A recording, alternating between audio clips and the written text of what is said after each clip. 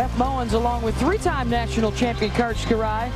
The Rainbow Wahine looking for a fourth national championship at the expense of Penn State, winners of 100 matches in a row. And they are shooting for the three-peat this year. And how about the coaching matchup we've got with numbers 2 and 3 all-time in wins. And Mike Hebert was here at the semis as well. They lost to Texas, but Dave Shoji sent the text message last weekend after the regional final to Coach Hebert that simply said, old guys rule. And here we got three guys at the national semis with over 30 years of experience. The oldest average age for a coach, or for the four coaches in the NCAA semifinals. Texas was a winner over Minnesota in the first national semifinal, and Hawaii trying to surprise Penn State here in the second. Another big story, Penn State has hit the ball clean out of bounds 6 times. That's 6 free points for Hawaii out of the 21 that they have. Shoji is also trying to deny Russ Rose win number 1,000 of his career. Mafua, the back set.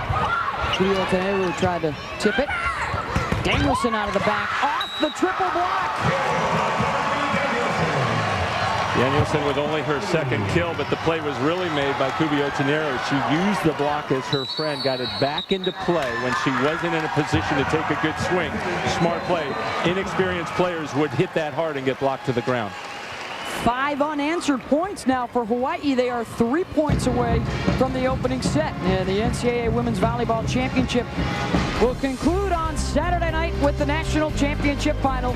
The Texas Longhorns have advanced and await the winner of our second semifinal. And you can catch all the championship action Saturday at 8 Eastern with the NCAA Women's Volleyball Championship presented on ESPN by Enterprise Rent-A-Car. The Penn State Nittany Lions have only lost 5 sets all year, and on just 2 occasions did they lose an opening set. Most recently, November 20th at Purdue. And there you see the run that they have made with this incredible 3-year blitz.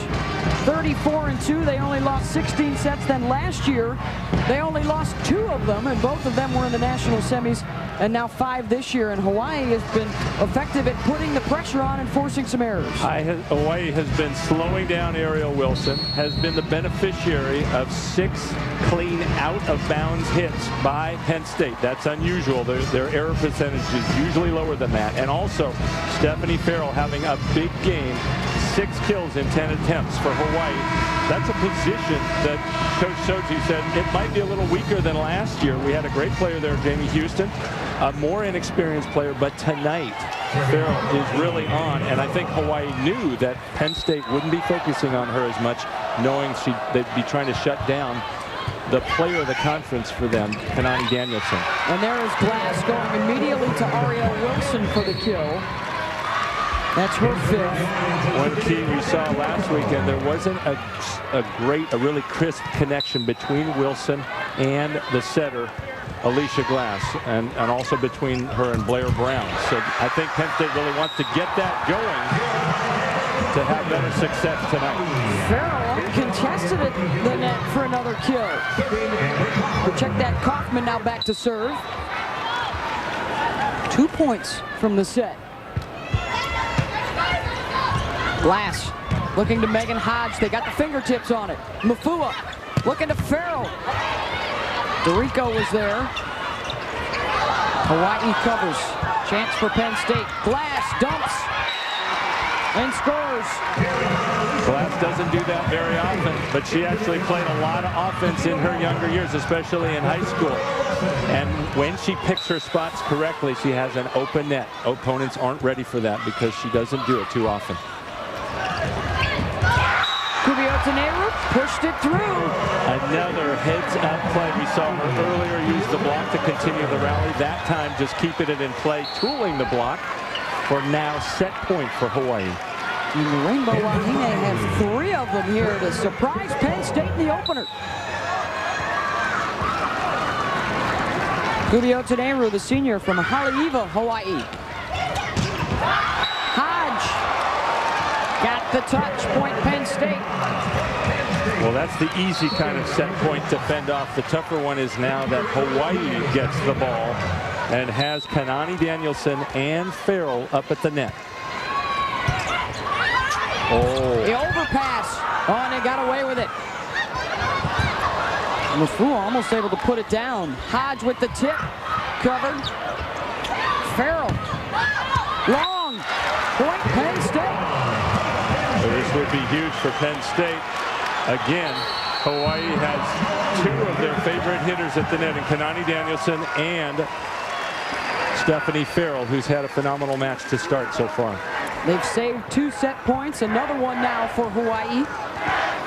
We've got some basketball coming your way on ESPN Saturday afternoon with a big doubleheader. First at noon Eastern next Saturday. And Penn State well below their average as the top hitting team in the country this year. And not doing a very good job, either team, of keeping their opponents close to that low percentage. Penn State's great defense normally allows a 108, and Hawaii only allows 146. But that's the strength of these teams, 2 of the very best in the country. So now the question is, does Hawaii go out to Kanani Danielson, who's facing off against a 6'5" end blocker in Blair Brown, or do they go back to Farrell? I guess their third choice would be to set the middle and Brittany Hewitt. Still a set point for Hawaii. Another missed pass, so they forced to go to Danielson. Oh, what a save. She got it. The Rainbow Wahine. Stunning Penn State in set number 1. And the 2-time defending national champions trail for just the 3rd time this season. All-American